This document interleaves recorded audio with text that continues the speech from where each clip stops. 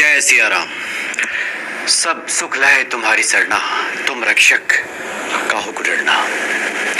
पूजा पाठ, ईश्वर का दर्शन, हनुमान चालीसा का पाठ, हनुमान जी का सुमिरन कीर्तन कभी निष्फल नहीं जाता। बाबा नीम करोली महाराज ने कई मौके पर भक्तों को इस तरफ ध्यान दिलाया। बहुत सारे भक्तों को शिकायत रहती है कि वो पूजा पाठ करते हैं, हनुमान जी की आराधना करते हैं, हनुमान चालीसा का पाठ करते हैं, न जाने उन पे कृपा क्यों नहीं हो रही। लेकिन बाबा जी के अलौकिक प्रसंगों को जब आप सुनेंगे, पढ़ेंगे, तो आप जानेंगे कि बाबा जी ने कई मौके पर अपने भक्तों को बताया कि हनुमान जी सदैव कृपा करते हैं, हर क्षण मदद करते हैं। कई बार हम उन चीज़ों को समझ नहीं पाते। गोस्वामी जी ने श्री रामचरितमानस में प्रभु श्री राम के मुख से कहलवाया है कि यद्यपि सखा तव इच्छा नाही, मोर दरस अमोघ जग माही। प्रभु श्री राम विभीषण से कहते हैं कि मित्र, आपकी ऐसी कोई इच्छा नहीं है राजा बनने की, लेकिन मेरा जो दर्शन है वो अमोघ है, ये आपको मिलेगा। क्योंकि ये दर्शन का प्रतिफल है कि व्यक्ति खाली हाथ कभी नहीं लौटता। अगर आप संतों का दर्शन करें, ईश्वर का दर्शन करें, उनका कीर्तन करें, मनन करें, पाठ करें, तो निश्चित ही आपको मिलेगा।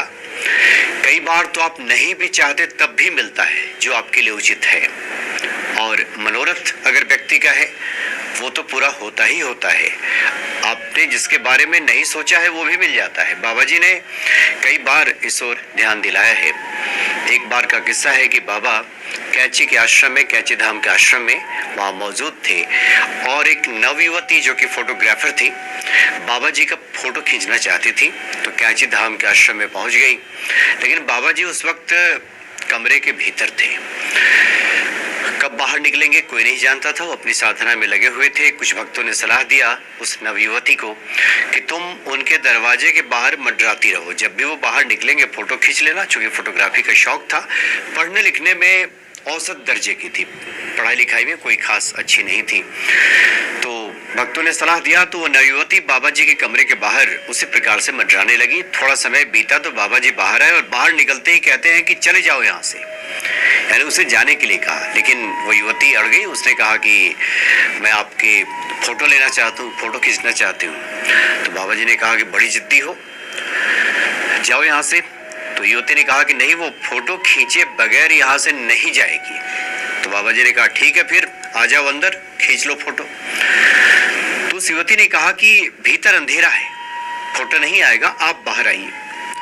बाबा जी ने कहा कि नहीं, जिद छोड़ो, भीतर ही फोटो खींचो। वो भीतर गई, उसने फोटो निकाला अंधेरे में ही। बाद में देखा गया कि फोटो बिल्कुल ठीक आया था। बाबा जी ने उस वक्त उससे पूछा कि क्या तुम्हें डॉक्टर बनना है? तो उस लड़की ने कहा कि इस बारे में तो उसने कभी सोचा ही नहीं है कि वो डॉक्टर बनेगी, पढ़ाई लिखाई में वो ठीक नहीं है। हाँ, फोटोग्राफी करती है, डॉक्टर बनेगी ये तो उसने कभी सोचा ही नहीं था।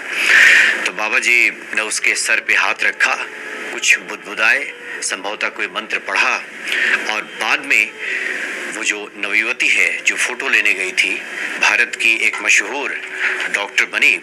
और इसका जिक्र किया है बच्चन सिंह जी ने बाबा नीम करोली के अलौकिक प्रसंग में। डॉक्टर श्रीमती पीके नाम से काफ़ी मशहूर हुई, जो कि पढ़ाई लिखाई में बिल्कुल औसत दर्जे की। डॉक्टर कभी बनना है उसने कभी सोचा ही नहीं था। तात्पर्य ये है कि संतों का दर्शन कभी खाली नहीं जाता, कुछ ना कुछ आपको मिलता ही है। बल्कि आपने जितना सोचा नहीं है, जितना इसके बारे में अनुमान नहीं लगाया है, उतना मिल जाता है। इसलिए जो भी भक्त बाबा नीम करोली के दर्शन करते हैं, किसी भी संत का दर्शन करते हैं, और बाबा नीम करोली तो उसमें से सबसे अलौकिक है, हनुमान जी के ही प्रतिमूर्ति कहे जाते हैं। आप हनुमान चालीसा का पाठ करते हैं, आप सुंदरकांड का पाठ करते हैं, हनुमान जी के विग्रहों का दर्शन करते हैं, हम हनुमान जी के कथा का श्रवण करते हैं, लीलाओं का गुणगान करते हैं, आपको आनंद आता है हनुमान जी के बारे में सुनने में, तो यकीन जानिए जो भी आपके लिए उचित होगा, बल्कि आपने जितना सोचा नहीं है उतना हनुमान जी आपको दे देते हैं। एक और जो हमने शुरू में जिक्र किया कि लोगों की शिकायत रहती है कि ईश्वर सुन नहीं रहे, ईश्वर कृपा नहीं कर रहे, जबकि हमारे दैनिक जीवन में हर क्षण कृपा हो रही होती है। कई बार हमें उसका एहसास नहीं होता, हमें अनुभूति नहीं होती।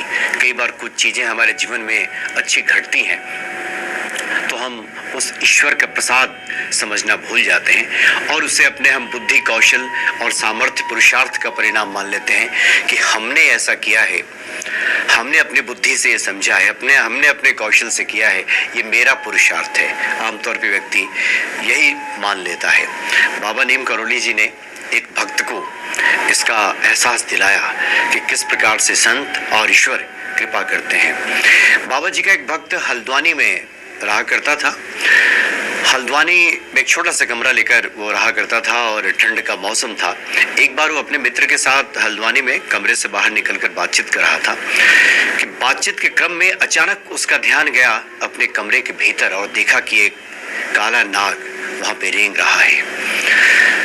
तो उसे घबराहट हुई। बाबा जी का भक्त था, उसने सोचा कि हो सकता है शायद कोई बाबा जी की लीला हो, लेकिन उसकी नज़र पड़ गई थी उस पर, तो सतर्क हो गया, सावधान हो गया और सांप को वहाँ से भगाया। और इस तरह से उस सांप ने उसका कुछ नहीं बिगाड़ा। 2-4 महीने जब बीते तो बाबा जी से जब उसकी मुलाकात हुई तो बाबा जी से उसने उलाहना भरे स्वर में कहा कि बाबा जी, हम तो आपके इतने बड़े भक्त हैं, आप तो मेरी कोई मदद नहीं करते, आपकी कृपा तो मुझे प्राप्ति नहीं होती है, इतनी मेहनत से हम काम धाम करते हैं, मेरा जीवन चलता है, आप कहाँ मदद करते हैं। बाबा जी ने कहा कि क्यों, हमने मदद की नहीं, तुम्हारी सांप से जान तो बचाई थी, तुम्हारे तो जीवन पर संकट था, सांप आया था ना तुम्हारे घर में, और मेरी ही प्रेरणा से मैंने ही तो तुम्हें कहा था कि उस सांप की तरफ देखो और तुम सतर्क हुए, उस सांप को वहां से हटाया।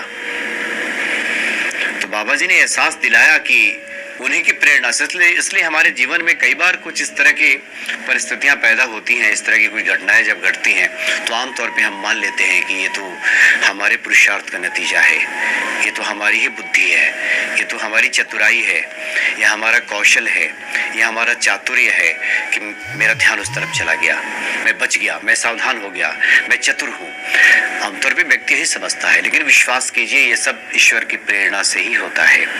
नहीं तो मतिभ्रम भी हो जाता है। कई बार व्यक्ति समझ नहीं पाता कि उसके लिए क्या सही है और क्या गलत है।